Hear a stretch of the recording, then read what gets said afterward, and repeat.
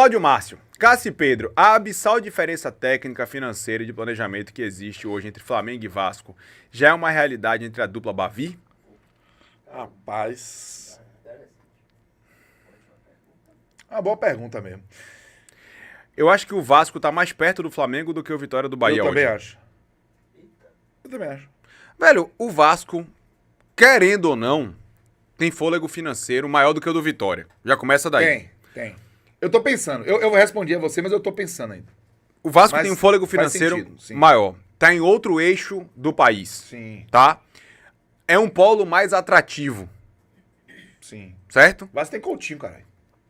Coutinho, Verrete, Isso. Tem um Rayan. Léo que é da Jardim, base, Rayan. Piton, da lateral. Então, Paulo Henrique, Tietê, que foi pré-convocado isso. pra seleção. O time do Vasco tava até conversando hoje Robert na Renan, que academia. era um zagueiro cobiçado Pelo outro Bahia, dia. foi pro Vasco, Pro Vasco. né?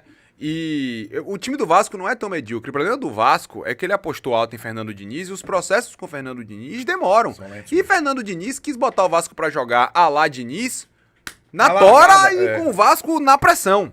E o Flamengo, evidentemente, aí, meu irmão, é papo de bilhão, né? Em termos de orçamento, com relação ao que o Flamengo tem de poder financeiro. O Bahia não tem tanto dinheiro quanto o Flamengo.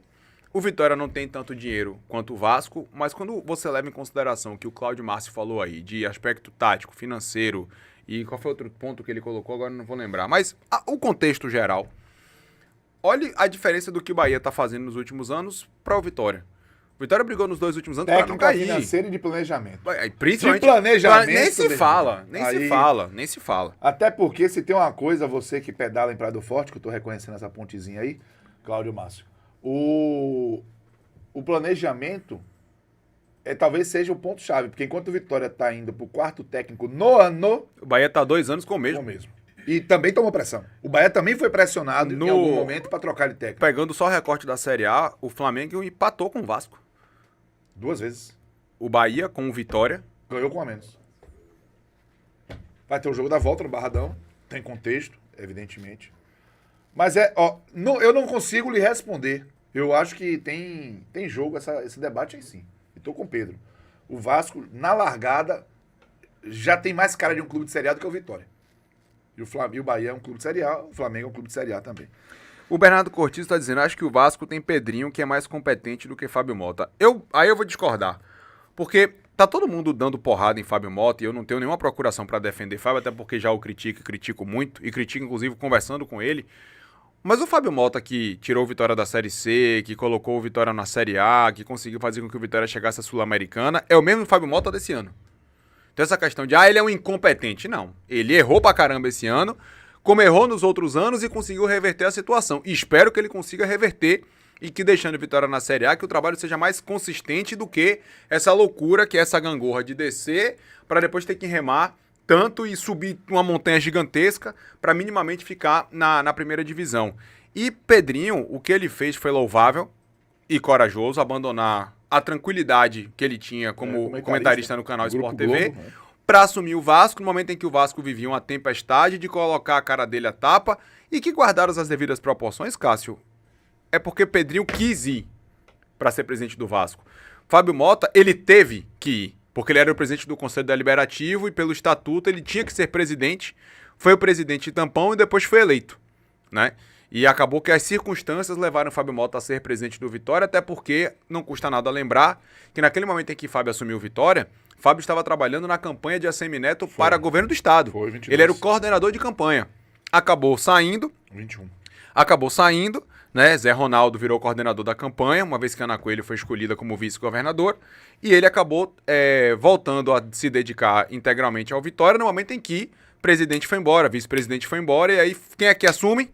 O presidente do Conselho Deliberativo. Então, essa foi a diferença de Pedrinho com Fábio Mota, mas julgar o trabalho de Fábio somente por esse ano, também aí seria, né, de uma covardia gigantesca com o que Fábio fez no Vitória nos últimos anos. Ele merece sim duras críticas ao planejamento, à parte esportiva desse ano, agora também a parte administrativa, mas a gente também, Cássio, não pode ser leviano de esquecer o que ele fez nas últimas temporadas no Vitória, até porque ele fez algo que foi impensável, que foi tirar o Vitória de um flerte com a Série D para em 3 anos colocar na competição internacional. Quem queria assumir o Vitória naquele momento? Ninguém. Entendeu? Isso precisa ser destacado. Ele, de fato, recuperou ele recuperou alguma dignidade do Vitória, né, bicho? O Vitória tava a passos largos ali. A gente realmente tinha uma preocupação do Vitória. Bernardo, Fábio Mota subiu Vitória na C e na B por N fatores. Sim, mas ele subiu, meu velho. Os N fatores que você tá colocando, eles são fatores que, me desculpem, eram inclusive obstáculos que ele teve que ultrapassar. Sim. Então não é só sorte. Ah, ele teve sorte. Não. E agora tá sendo só azar? Não, ele foi competente e agora tá sendo incompetente porque o Vitória não tá, né, fazendo minimamente aquilo que ele pregou no seu próprio discurso. Pode ser, inclusive, que Fábio Mota tenha sido muito influenciado por aquilo que você falou mais cedo sobre o que está acontecendo com o torcedor do Vitória. Até porque Fábio Mota é muito torcedor do Vitória. A ansiedade para responder à altura ao que está acontecendo com o Bahia, sendo que o Bahia está se estruturando para isso. E o Vitória ficou... Tanto que, você quer ver um exemplo clássico para mim? Contratar o Luan. O Bahia anuncia Everton Ribeiro. Eu fui... Pronto, lembra daquele que a gente tava falando daquele assunto de ir contra ao status da torcida? Isso. A torcida, meu Deus, Luan, eu fiz... Não vai dar certo aqui. Ex-jogador. Aí depois... E quando você acabar acertando, todo mundo cala a boca, né? É, claro. Ninguém vai lembrar, não. Se na hora que Luan... Se não resgatava um tweet seu... Ah, meu irmão. Pois é. Aí eu quero ver ninguém se dar o trabalho de resgatar nada. Ficou atrás de Grife, ficou atrás de Luiz Adriano.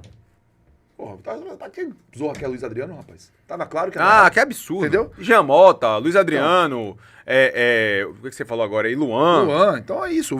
Pra mim, o Fábio Mota, ele foi seduzido pela mesma ansiedade. Não, vou corresponder. Sendo que o caminho que levou ele, inclusive, a ganhar o Campeonato Baiano no ano passado foi justamente mudar um time. O Amarildo do Saldanha tá dizendo, sem Fábio Mota, a Vitória estaria pior. Pois é. Difícil prever, mas o debate é tranquilo. Quem teria o mesmo, a mesma que eu digo, habilidade política, a mesma habilidade política que Fábio teve para poder recuperar o Vitória? A primeira coisa que ele fez foi essencial. E eu falo isso com propriedade, porque eu fazendo um jogo pela Rádio Sociedade, vou no Barradão direto há 100, 700 anos. Ele voltou a botar o torcedor do lado do clube, pô. Porque, sem Fábio Mota, na época de Paulo Carneiro, o torcedor do Vitória tinha raiva do Vitória. Ficava puto com o Vitória, achava que o Vitória não representava, não se sentia pertencente, porque o representante máximo do Vitória naquela ocasião, Paulo Carneiro, se comportava de tantas formas bizarras. Sim. Que o torcedor estava distanciado. O Vitória tinha, Pedro Sincero, sem sacanagem, 3 ou 4 anos que não botava um público acima de 20 mil pessoas no Barradão. Eu falava que o Vitória precisava de alguém para resgatar a instituição. A primeira coisa que o Fábio Mota fez foi, link com o torcedor. Torcedor, vou falar, vou lhe ouvir, quero você no estádio. E eu lembro do Vitória em vias de cair. Botou o Barradão lotado contra o Cruzeiro na Série B. 3x0 que o Vitória deu. Então, veja, esse é mérito do Fábio Mota. Você pode chamar, é populista, não sei o que for, mas naquele momento, ele, pegou o torcedor, vem pra cá, velho. Aí o Vitória caiu. Aí o Vitória começa a 22, o bicho pegando. Série C, tem 2% de chance. Ou a gente acredita junto, ou não vai dar certo. Ou não vai dar certo. Então, o torcedor no estádio, o torcedor sobe. Série B, o Vitória já começou a Série B. A temporada do Vitória tava lascada. O primeiro semestre foi uma tragédia. O primeiro jogo contra a Ponte, o Barradão já tava lotado. Pô. Exatamente. Então, isso é mérito você fazer uma relação com a torcida, mesmo sem o resultado. Você dizer que não tem mérito é sacanagem. Eu acho que ele tem méritos. E a gente pode, evidentemente, também apontar o que está sendo feito de errado agora. Mas o resgate... Eu já disse, pra botar Fábio, pra mim... A galera faz piada com tijolo, com essa porra assim. Mas ele precisou botar o capital dele político para poder trazer dinheiro para dentro do Vitória. Para poder melhorar o patrimônio, recuperar o patrimônio do Vitória. E eu já disse outras vezes, para mim, Fábio é o maior presente da história do clube. Boa. Para mim é. Para mim é. Porque por mais que ele está tendo um insucesso esse ano, o trabalho de Fábio é muito mais positivo do que negativo. Muito mais. Muito mais. Muito. E por mais que o torcedor sacaneie a resenha, beleza, qual é o maior título da história do clube? É o Campeonato Brasileiro da Série B, que foi ele o presidente, velho. E o Vitória estava... Velho, o fundo do poço do Vitória foi uma Série C. 2 vezes com o mesmo presidente, Paulo Carneiro, que levou o Vitória 2 vezes para a Série C. Foi. Só que na época de Paulo não tinha Série D. Fábio Mota, quando teve que assumir o clube, o Vitória estava flertando com uma Série D. Que eu, Pedro, quando me perguntaram na Série D, naquele momento em que o Vitória estava perdendo do Floresta em casa, que não conseguia reagir, não sei quem foi que me perguntou, Pedro, você assinaria um contrato agora de permanência na Série C? Assino.